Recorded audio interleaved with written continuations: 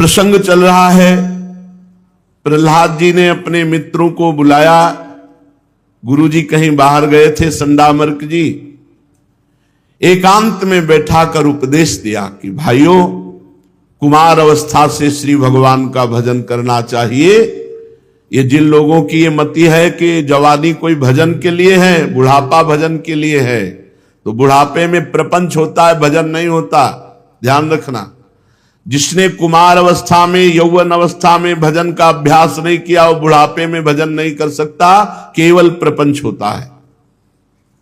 हे मित्रों, जैसे कोई दुख नहीं चाहता पर उसे प्रारब्ध के अनुसार जबरदस्ती दुख भोगना पड़ता है, ऐसे ही तुम सुख भी ना चाहो तो अन मांगे आगे आवेगो, जीव पल लागे पल को। बिना मांगे बिना चाहे जैसे दुख आता है, ऐसे सुख आएगा। तो तुम सुख दुख की वृत्तियों से ऊपर उठो। जो प्रारब्ध से नहीं मिलता वो है भजन। श्री भगवान का आश्रय लेकर श्री हरि का भजन कर लो, क्योंकि सारी विपत्तियों से, सारे संकटों से, सारे आक्रमणों से अगर कोई बचा सकता है तो हरि। हरि स्मृति सर्व विपद विमोक्षणम। भगवान की याद, भगवान का नाम जब इस समस्त विपत्तियों से बचा लेता है। हे असुर बालको, तुम अपने असुर स्वभाव को छोड़ो और भगवान श्री हरि का निरंतर भजन करो। कल आपने सुना प्रहलाद जी ने उपदेश किया। प्रहलाद जी के मित्रों ने कहा कि ये उपदेश तो कभी संडामर्क जी ने दिया नहीं, तो आपको ये उपदेश कहां से पता चला? तो उनका हमारे गुरुदेव देवर्षि नारद जी ने दिया। तो उनका बचपन से तो आप हमारे साथ हो, कभी देवर्षि नारद जी से आपका समागम हमने सुना नहीं, तो आपको कब देवर्षि नारद जी गुरु रूप से मिले और ऐसा उपदेश किया? दैत्य बालकों ने ऐसा प्रश्न किया तो भगवान के परम प्रेमी महाभागवत प्रहलाद जी मुस्कुराते हुए उनसे कहा। प्रहलाद जी ने कहा, यह उस समय की बात है जब हमारे पिताजी तपस्या करने के लिए मंदराचल पर्वत पर चले गए। तब बड़े बड़े लोकपालों सहित इंद्र ने दानवों से युद्ध किया, क्योंकि हिरण्यकश्यप तपस्या में था, और परास्त कर दिया दानवों को। देवराज इंद्र और लोकपाल सब ऐसा सोच रहे थे कि अब हिरण्यकश्यप कभी लौट कर नहीं आएगा, क्योंकि वो तो इतना तप परायण हो गया कि चींटियां उसे चाट गई है, दीमक लग गई है, वो नहीं आएगा, वो अपने पाप के कारण ही मानो नष्ट हो गया, ऐसा देवराज इंद्र मान रहे थे। देवताओं की बढ़ती हुई शक्ति देख करके दैत्य लोग भाग पड़े, अपने अपने सब निवास स्थान छोड़ करके छुप गए जाकर। अपनी जीत चाहने वाले देवता आक्रमण करके, हिरण्यकश्यप देवराज इंद्र के महल में रहता था, भगा दिया था देवराज इंद्र को। वहां आक्रमण करके घेर लिया गया कि जो भी हो परिवार का नष्ट कर दिया जाए। वहां जो सेवक गण थे सबको बंधन में डाल दिया, किसी को मारा, बहुत से तो भाग गए थे। और प्रहलाद जी उस समय गर्भ में थे और कयाधु गर्भवती थी, वो भाग भी नहीं सकती थी। बंधन में उनको भी डाल दिया गया, कयाधु को बांध लिया गया। देवराज इंद्र का मारना नहीं, क्योंकि इसका क्या अपराध है? एक तो स्त्री, दूसरे गर्भवती, हम देवता हैं, ऐसा अपराध नहीं कर सकते। बांध लो इसको और ले चलो इसे। इसके गर्भ में हिरण्यकश्यप का अत्यंत प्रभावशाली वीर्य है। जब ये गर्भ प्रकट होगा तब इसे मार देंगे और कयाधु को छोड़ देंगे। बंधन में डाल दिया गया, कयाधु जी को बांधकर देवराज इंद्र ले जा रहा है। रास्ते में देवर्षि नारद जी मिल गए और देवराज इंद्र से कहा, रुको, तुम्हें पता है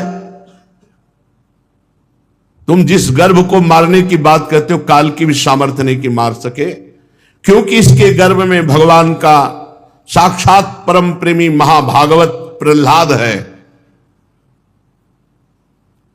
देवराज इंद्र, इस निष्पाप महात्मा का तुम बाल बाका भी नहीं कर सकते। तुम्हारे में किसी भी लोकपाल की सामर्थ्य नहीं कि इस बालक की हानि पहुंचा सके। क्यों? क्योंकि भगवान का महान भक्त है।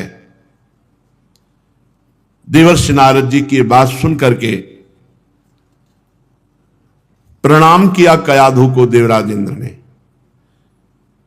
और कहा कि मैं इस गर्भस्थ भगवत भक्ति की महिमा को नहीं जानता था। हम तो ये समझ रहे थे कि पापी हिरण्यकश्यप का ये वीर है, कोई पापात्मा ही होगा, तो जन्म लेते ही इसे मार डालेंगे। लेकिन ये भगवान का भक्त है, इसलिए मैं गर्भस्थ भक्त को प्रणाम करता हूं।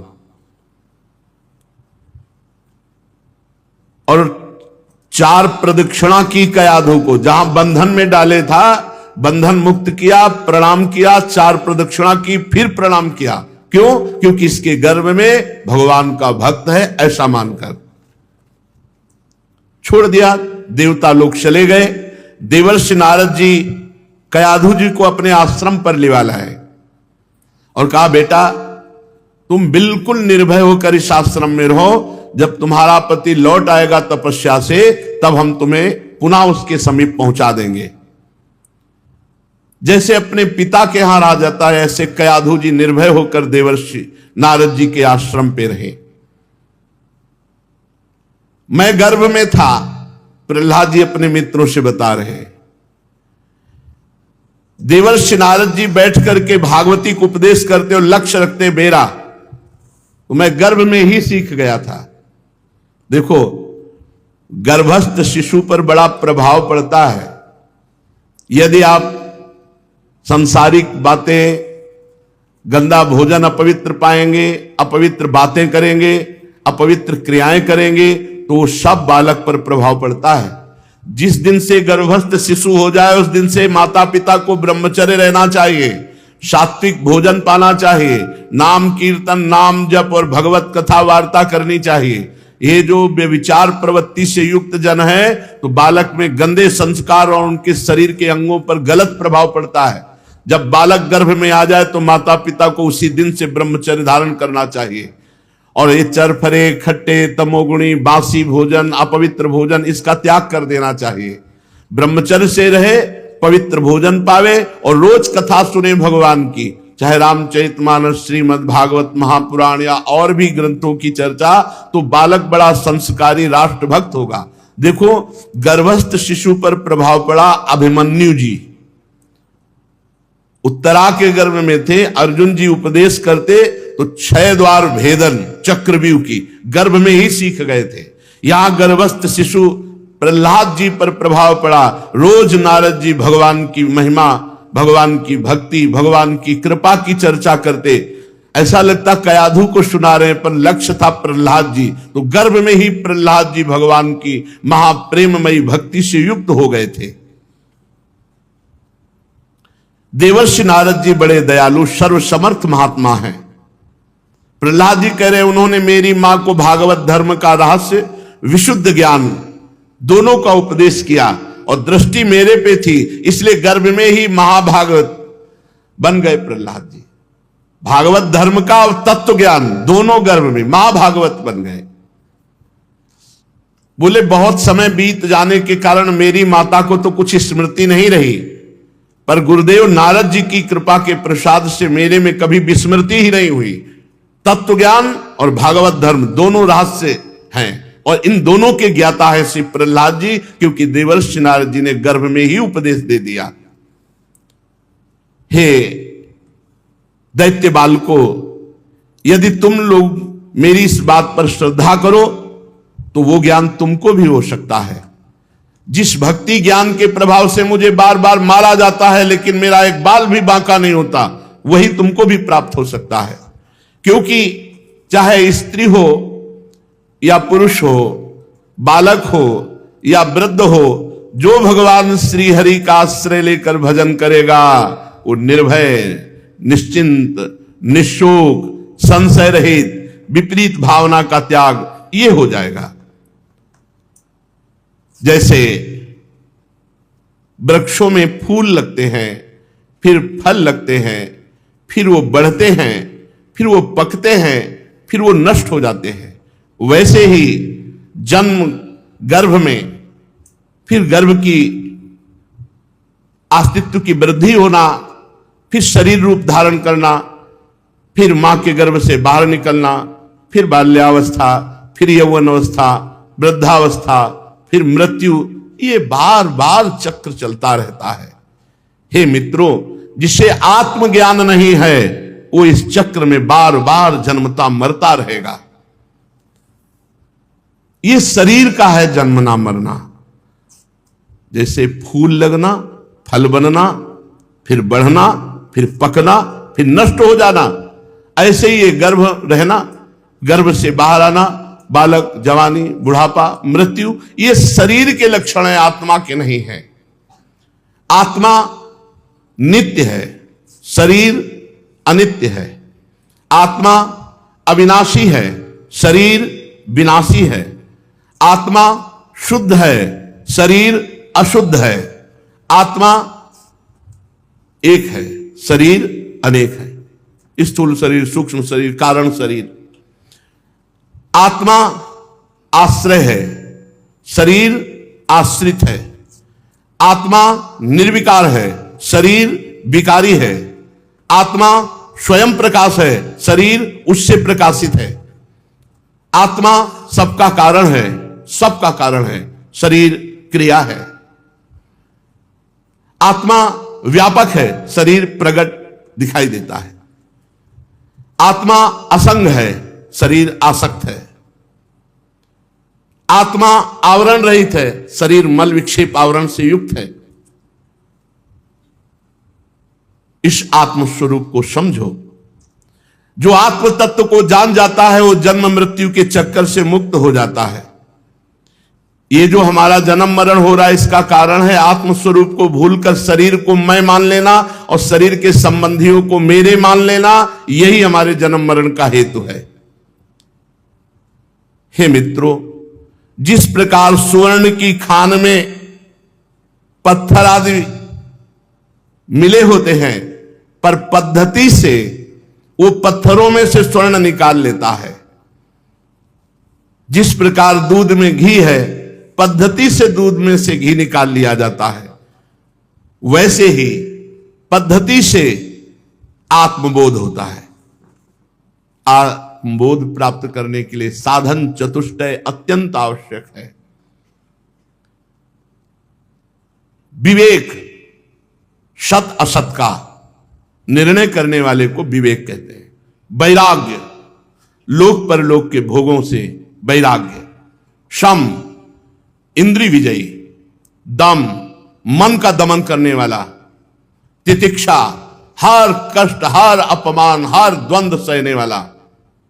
उपरति, लोक परलोक के भोगों में बिल्कुल कोई भी रुचि नहीं, भोग बुद्धि ही नहीं। शम, दम, तितिक्षा, उपरति। श्रद्धा, शास्त्र और गुरु के वचनों में यथावत श्रद्धा। समाधान, चित्त का अपने लक्ष्य में स्थित हो जाना। मुमुक्षता, मैं मुक्त होना चाहता हूं। ये साधन चतुष्टय और षट संपत्ति जिसके जीवन में होती है वही आत्मज्ञान प्राप्त करता है। और कुछ समझ में ना आवे, राधा राधा राधा राधा राधा सब कुछ प्राप्त हो जाएगा। देख लेना, निरंतर नाम जप करो, सब कुछ प्राप्त हो जाएगा। अरे राम राम नहीं कह पाए, मरा मरा शुरू किया तो ब्रह्म ऋषि हो गए। भाई, तुम राधा राधा जानबूझ करके भाव से जपोगे, तुम्हें ब्रह्म ज्ञान नहीं हो जाएगा, तुम्हें संसार से वैराग्य नहीं हो जाएगा, तुम सहनशील नहीं बनोगे, तुम में तितिक्षा नहीं आ जाएगी, तुम्हारे चित्त का समाधान नहीं हो, सब हो जाएगा।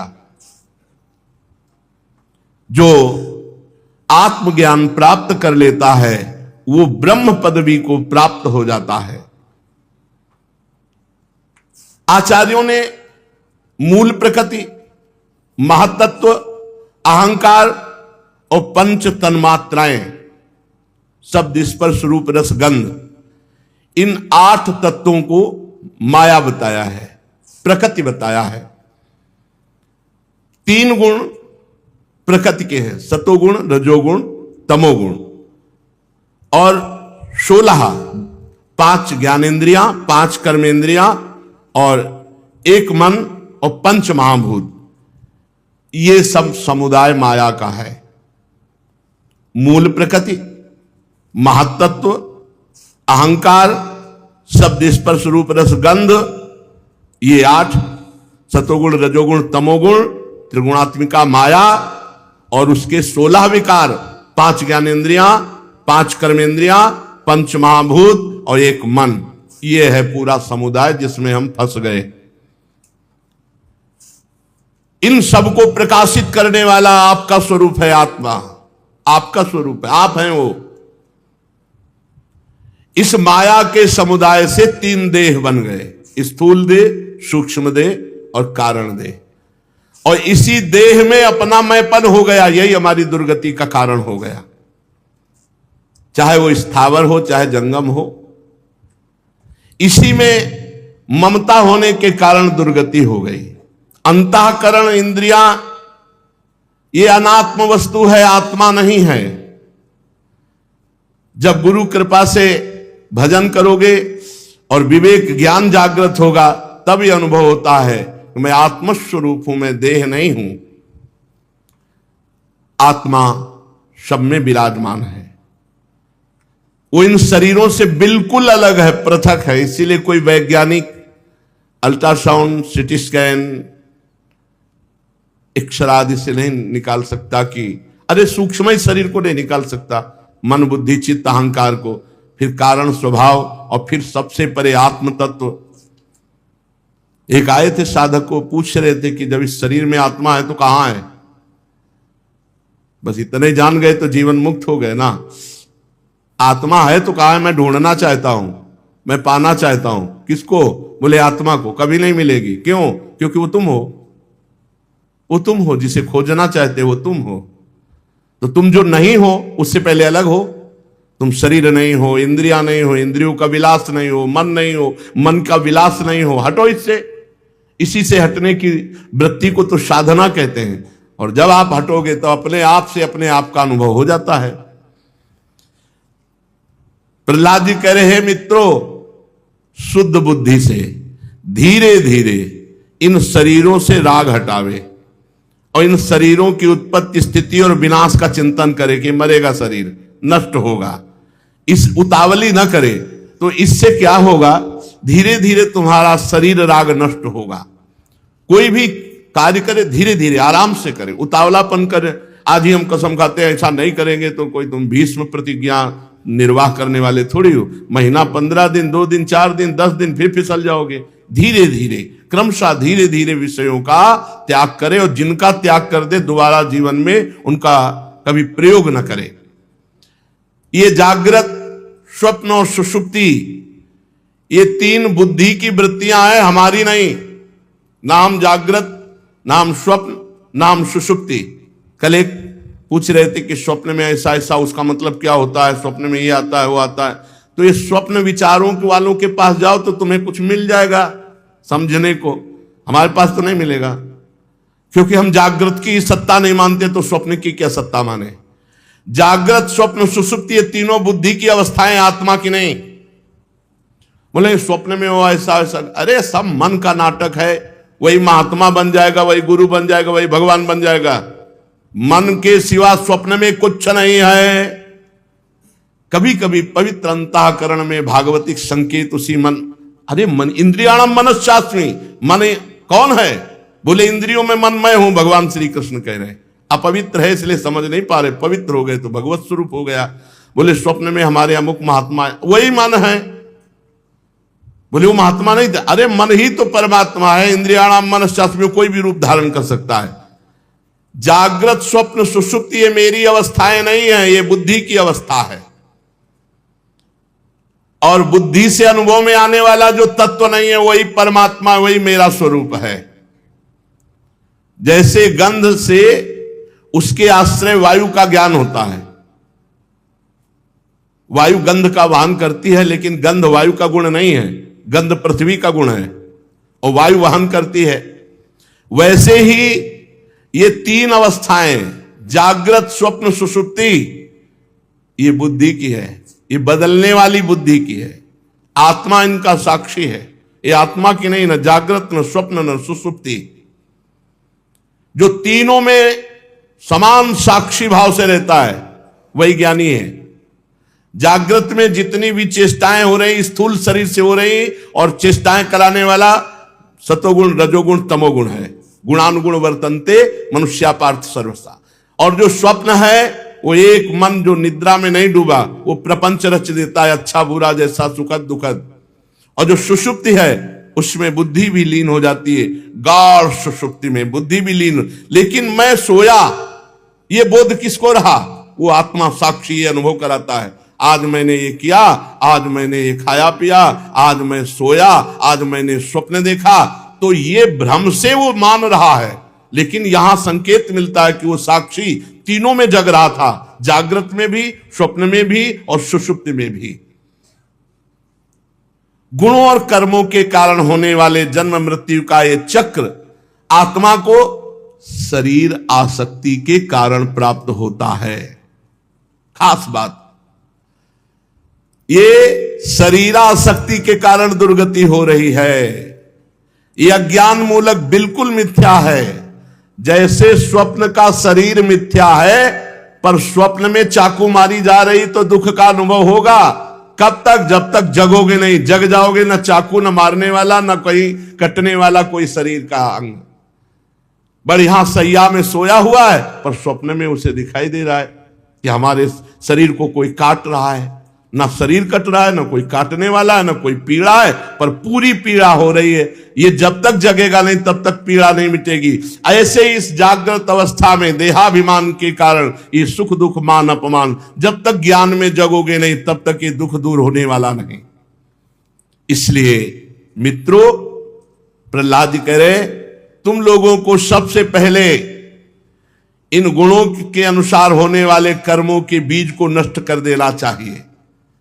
ये शरीर तुम नहीं हो, तुम्हारे द्वारा कर्म नहीं हो रहे, केवल तुम अहंकार करते हो, इसलिए तुम्हें भोगना पड़ता है। ये यंत्रारूढ़ानि मम मायया, सतोगुण रजोगुण तमोगुण से गुण प्रेरित करते हुए अंतःकरण में कर्म करवा रहे हैं। पर आप कर्ता भाव से हो गए, इसलिए आपको अवश्य में भोक्तव्यम कृतम कर्म शुभाशुभम, फिर आपको भोगना पड़ेगा। जो शरीर राग मिटा देता है, कर्मों का कर्ता भाव मिटा देता है, भोक्ता भाव मिटा देता है, तो इसे ही योग कहते हैं। दूसरे शब्दों में इसे ही भगवत प्राप्ति कहते हैं, इसे ही परमात्मा से मिलन कहते हैं। यूं तो इन त्रिगुणात्मक कर्मों की जड़ उखाड़ फेंकने के लिए, बुद्धि वृत्तियों का प्रवाह बंद कर देने के लिए वेदों में, शास्त्रों में, पुराणों में बहुत से साधन बताए गए हैं। पर सर्वश्रेष्ठ साधन है भगवान श्री हरि का स्मरण, नाम जप, उनकी सेवा। पकड़ लो। प्रहलाद जी कह रहे हैं, यूं तो माया से मुक्त होने के लिए शास्त्रों साधन बताए गए, पर बहुत सरल, सर्वश्रेष्ठ, निर्भय, भय शून्य मार्ग है। भय शून्य इसलिए कि इसमें करो सदा तिनकै रखवारी, जिम बालक राखे महतारी। इसमें भगवान का पूर्ण सहारा है और वो रक्षा करते हैं। क्या? खूब नाम जप करो और सर्वशक्तिमान भगवान की सेवा, उनका आश्रय, उनके लीला गुणों का श्रवण। इससे शुद्ध होकर बुद्धि आत्म स्वरूप का बोध हो जाता है। बुद्धि शुद्ध हुई तो जैसे दर्पण साफ हुआ तो अपना प्रतिबिंब दिखने लगा, ऐसे अनुभव होता है आत्मस्वरूप का। बुद्धि वो ऐसी प्रवीण ज्ञानमयी हो जाती है, ज्ञान नेत्र प्रकाशित हो जाते हैं, उन्हीं नेत्रों से आत्मस्वरूप का बोध होता है। ये कैसे किया जाए कि हमारा निरंतर भजन बने, हरिचरण आश्रय दृढ़ हो जाए, बुद्धि शुद्ध हो जाए? तो कह रहे, गुरु शुश्रूषया भक्त्या सर्वलब्धार्पणेन च संगेन साधु भक्तानामीश्वराराधनेन च श्रद्धया तत्कथायां च कीर्तनैर्गुण कर्मणाम तत्पादाम्बुरुहध्यानात् तल्लिंगेक्षार्हणादिभिः। श्री सदगुरुदेव भगवान का वरण करके उनकी प्रेम पूर्वक सेवा में रहना, उनकी आज्ञा में रहना। जीवन मुक्त होने के लिए, आत्मबोध प्राप्त करने के लिए, भगवत मिलन के लिए क्या करना चाहिए? तो बोले, गुरु का वरण करके, गुरुदेव का आश्रय लेकर प्रेम पूर्वक उनकी सेवा, गुरुदेव की सेवा, गुरु आज्ञा पालन। अपने को जो कुछ प्रारब्धानुसार मिल जाए भगवान को समर्पित करके उसका प्रयोग करना, प्रसादी करके ही, चाहे जल पीना हो, चाहे वस्त्र, चाहे भोजन, कुछ भी प्रसादी ही होना चाहिए। भगवत प्रेमी महात्माओं का सत्संग नित्य सुनना चाहिए, नित्य सत्संग, और भगवान की आराधना में भगवान की कथा वार्ता सुनना, भगवान के गुणों का गायन करना, भगवान के नाम कीर्तन करना, भगवान का नाम जप करना, इस साधनों का अनुष्ठान करते करते हृदय पवित्र हो जाता है, भगवान में प्रीति हो जाती है और भगवान की कृपा से तत्व ज्ञान हो जाता है। सर्वशक्तिमान भगवान श्री हरि समस्त प्राणियों में विराजमान है। ऐसे साधन करते करते तुम्हें अनुभव होने लगेगा सब में भगवान विराजमान है। सबका सम्मान करो, किसी का भी अपमान मत करो, सब में भगवान विराजमान है। उपासक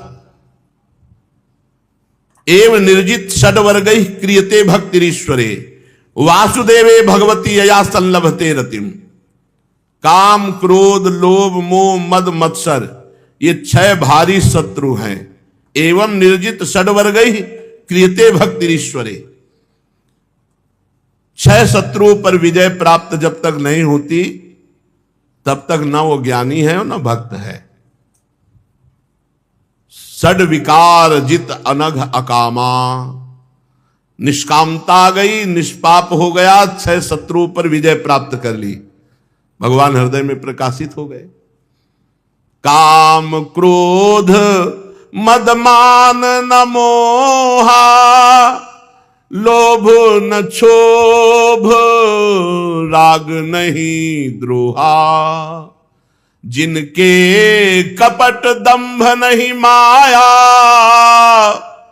तिनके हृदय बसहु रघुराया।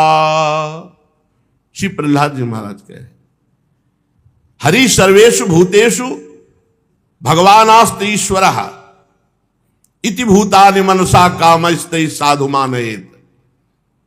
जो सब में भगवान विराजमान देख रहा है वही साधु है। जो काम, क्रोध, लोभ, मोह, मद, मत्सर, इन पर विजय प्राप्त कर लिया वही साधु है।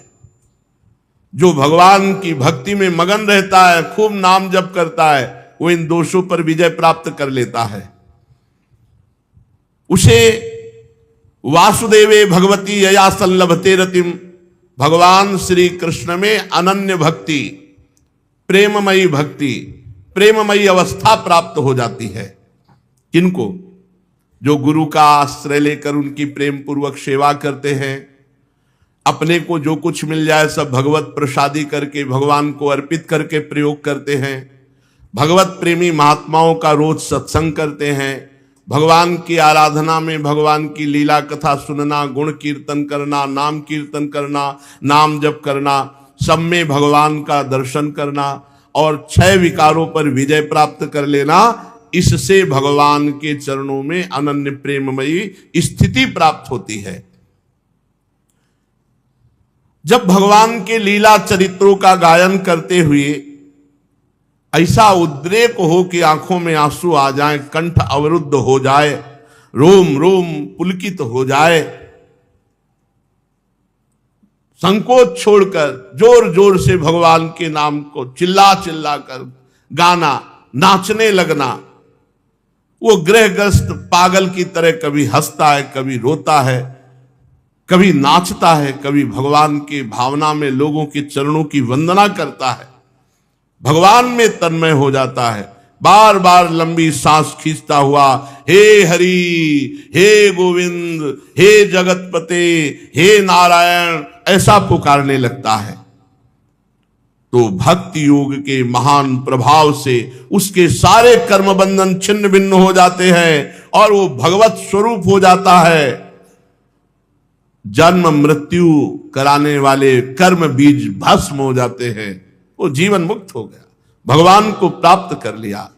निशम्य कर्माणि गुणान तुल्यान वीर्याणि लीला तनुभि कृतानि यदाति हर्षोत्पुलकाश्रुगद्गदम् प्रोत्कंठ उद्गायति रोति नृत्यति यदा ग्रहग्रस्तयु क्वचिद् सत्या क्रंदते ध्यायति वंदते जनम मुहुश्वसन वक्ति हरे जगत्पते नारायणेत्यात्ममतिर्गतत्रपः तदा पुमान्मुक्त समस्त बंधन तद्भाव भावानुकृताशयाकृति निर्दग्ध बीजानुसयो महीयसा भक्ति प्रयोगेण समेत्यधोक्षजम। आहा, कभी कभी भाव में भर कर वो रोक रोक कर पुकार, हे गोविंद, हे कृष्ण, हे जगतपते, हे हरि।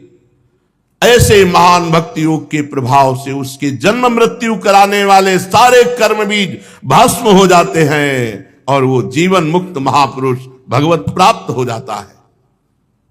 हे मित्रों, प्रहलाद जी कह रहे, हे मित्रों, अधोक्ष जालम भमिहा शुभात्मनः शरीरिणः संसति चक्र शातनम तद्ब्रह्म निर्वाण सुखम विदुर्बुधास ततो भजध्वम हृदये हृदीश्वरम कोटि प्रियासो सुरबालका हरे रूपासने स्वे हृदि छिद्रवत्सतः स्वस्यात्मनः सख्युरशेष देहिनाम सामान्यतः किं विषयोपपादनै रायः कलत्रं पशवः सुतादयो गृहामही कुंजर कोश भूतयः सर्वेर्थ कामाः क्षणभंगुरायुषः कुर्वन्ति मर्त्यस्य कियत् प्रियं चलाः। भाइयों, ये संसार एक अशुभ दलदल है।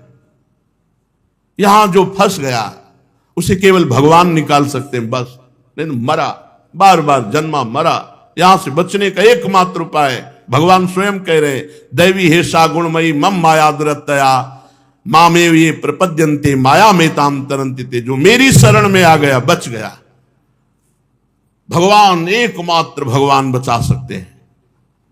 इस माया दलदल से एकमात्र भगवान बचा। इसीलिए हमारी प्रार्थना है, जिस सभा में, जिस संगोष्ठी में, जिस उपदेश में, जिस संघ में भगवान के नाम रूप लीला धाम की चर्चा न हो, भगवान के आत्मस्वरूप की चर्चा न हो, कभी मत सुनो, कभी मत संग करो। साहब ये मायाकृत है। बिना भगवान के नाम के कोई नहीं तर सकता।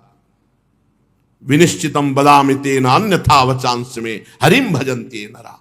जब तक भजन नहीं करोगे कुछ, ये सब बड़े बड़े ऋषि मुनि भगवान का भजन कर, छूछा इधर उधर, ये सब प्रपंच है, सब माया का नाटक है। किसकी सामर्थ है, किसकी सामर्थ है? जब वशिष्ठ जैसे महापुरुष भी कह रहे हैं, सुनो भरत भावी प्रबल बिलख कहो मुनिनाथ हानि लाभ जीवन मरण जस अपजस विधिहान। ये आज संसार के कर्म चक्र को बदलने का ठेका लेते हैं लोग। एकमात्र इस दलदल से केवल श्री भगवान निकाल सकते, केवल श्री भगवान। अगर भक्तजनों की महिमा गाई गई तो इसी बात की, वो भगवान के नाम में, रूप में, लीला में, चरणों में रति प्रदान करते हैं। निकालने वाले श्री भगवान ही है, कोई दूसरा ऐसा नहीं कि निकाल सके। जिन्होंने फंसाया वही छुड़ा सकते हैं, किसी की सामर्थ्य नहीं। इसलिए हे मित्रों, प्रहलाद जी कह रहे हैं, इस संसार चक्र को मिटा देने वाले श्री भगवान का आश्रय लो और उनका भजन करो। तुम लोग अपने हृदय में ही देखो, हृदयेश्वर भगवान बैठे हुए हैं, उन्हीं का भजन करो। असुर कुमारों, अपने हृदय में ही आकाश के समान नित्य विराजमान भगवान का भजन करने में कौन सा परिश्रम की बात है? कौन सा रुपया खर्चा हो रहा है? राधा राधा कृष्ण कृष्ण हरि हरि कहने में क्या परेशानी हो रही? लेकिन पापवंत कर सहज स्वभाव भजन मूर्ति भावन काओ जो पै दुष्ट हृदय सोई होई मोरे सन्मुख आओ की सोई। ये पाप आचरण बन गए, भजन में रुचि नहीं होती, नाम जप नहीं कर सकते। नौटंकी नाटक में बड़ा विश्वास है। अरे विश्वास कीजिए, आप धैर्यपूर्वक समझिए।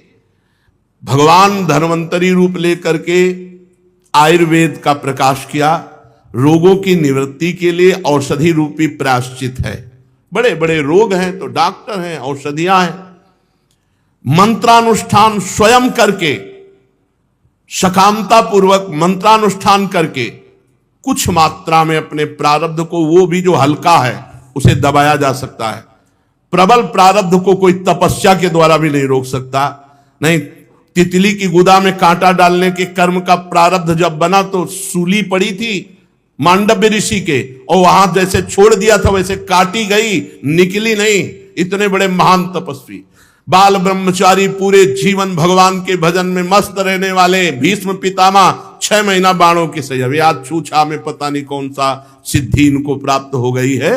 बड़े बड़े महात्मा, बड़े बड़े ऋषिजन, बड़े बड़े सिद्धजन प्रारब्ध शरीर का भोगे। प्रहलाद जी कह रहे, हे भाई, इस दलदल से निकलने के लिए एकमात्र उपाय भगवान का भजन करो, भगवान का आश्रय ले लो। भगवान को रिझाने में कौन से तुम्हारे पैसा लग रहे हैं, कौन सा परिश्रम? राधा राधा राधा राधा।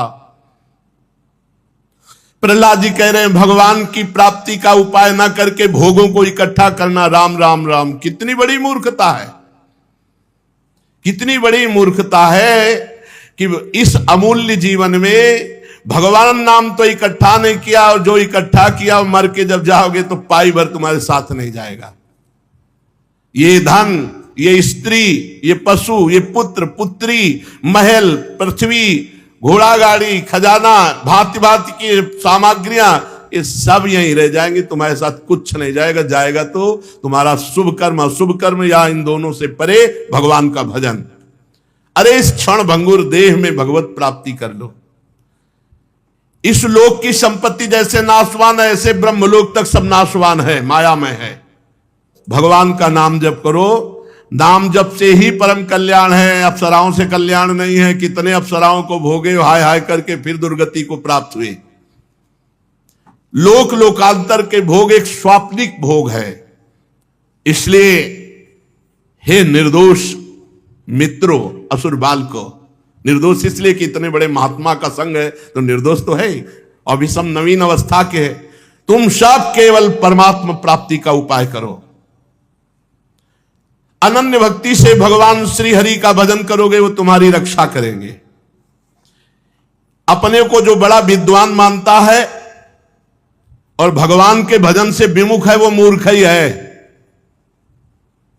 प्रहलाद जी महाराज कहे,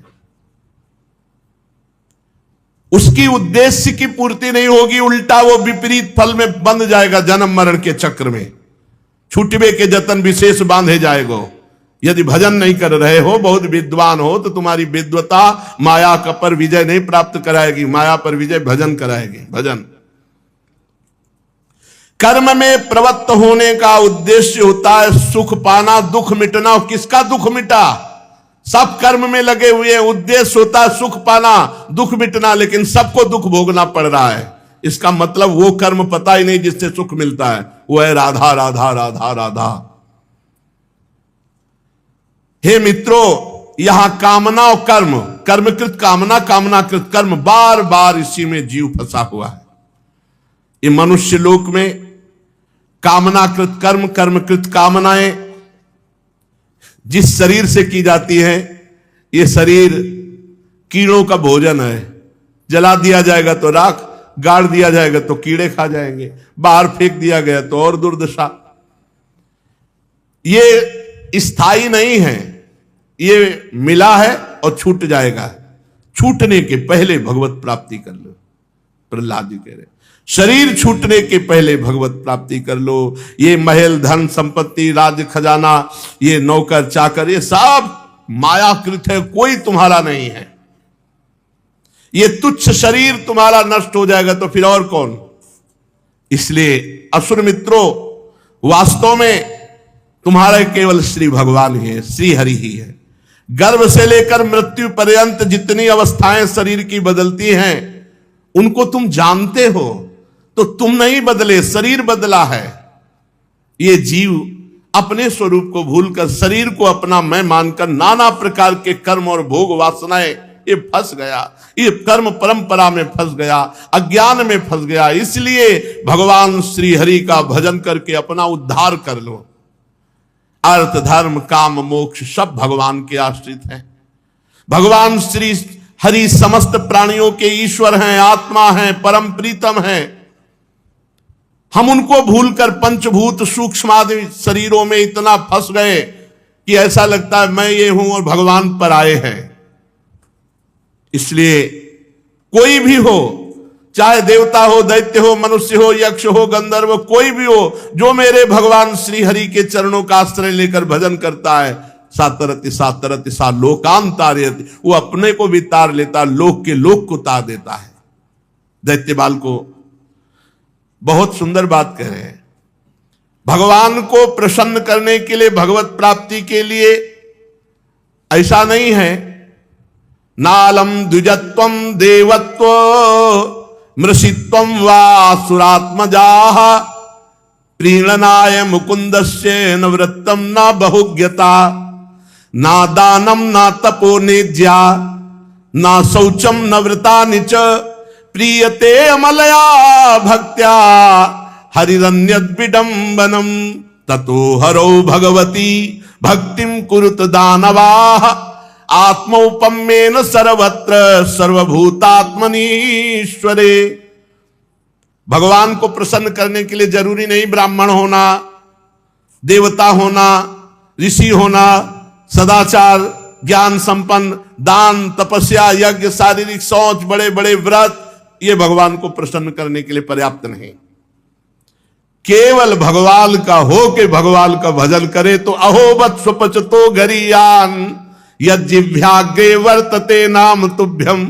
वो चांडाल जगत पूज्य हो गया जिसकी जिभ्या पे हरि हरि ऐसा नाम विराजमान है।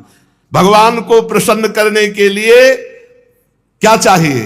भगवान का हो के उनका नाम जप करना। सीधी बात, कोई हो पुरुष नपुंसक नारीवा जीव चराचर कोई सर्वभाव भज कपट तजी मोहि परम प्रिय सोई। भगवान बहुत सुंदर बात प्रहलाद जी कह रहे। बड़े बड़े देवता होना, ब्राह्मण होना, ऋषि होना, सदाचार संपन्न होना, ज्ञान संपन्न होना, दानी, तपस्वी, याज्ञिक, ये सब बड़े बड़ी पवित्रताएं, व्रतों के अनुष्ठान, ये पर्याप्त नहीं भगवान के लिए। भगवान तो सिर्फ उससे प्रसन्न होते प्रीयते अमलया भक्त्या हरिरन्यद् विडम्बनम। और तो सब विडंबना है। भगवान अगर प्रसन्न होते हैं तो प्रीयते अमलया भक्त्या। हे भगवान, मैं जैसा हूं आपका हूं, प्रभु नीच हूं, पतित हूं, पामर हूं, पर आपका हूं, और नाम जप कर रहे, बस इसी से भगवत प्राप्ति। नालम द्विजत्वम देवत्व मृषित्वम वासुरात्मजा। बहुत प्राण प्रिय बात है ये। प्रीणनाय मुकुंदस्य न वृत्तम न बहुज्ञता न दानम न तपो नेज्या न शौचम न व्रतानि च प्रीयते अमलया भक्त्या हरिरन्यद् विडम्बनम। भगवान केवल मैं भगवान का हूं, ये खास बात है भगवान को प्रसन्न करने की। मेरे तो गिरधर गोपाल दूसरो न कोई, ये अनन्यता और नाम जप। प्रीते अमलया भक्त्या हरिरन्यद् विडम्बनम। भगवान केवल प्रेम भक्ति से, निष्काम भक्ति से, अपनेपन से प्रसन्न हो जाते हैं। भगवान से अपनापन करो, निरंतर नाम जप करो। दीन बंधु प्रभु बड़े कृपालु हैं, सारे अपराधों को क्षमा करके ये जन्म हमारा आखिरी जन्म हो जाएगा। अब हम कर्म बंधन से नहीं जन्मेंगे। अगर जन्म भी होगा तो भगवान की तरफ से आएंगे, भगवान का यश गाएंगे, भगवान की भक्ति में उन्मत्त रहेंगे और लोक के लोक को भक्ति में युक्त कर देंगे। मम भक्ति युक्तो भुवनम पुनात्।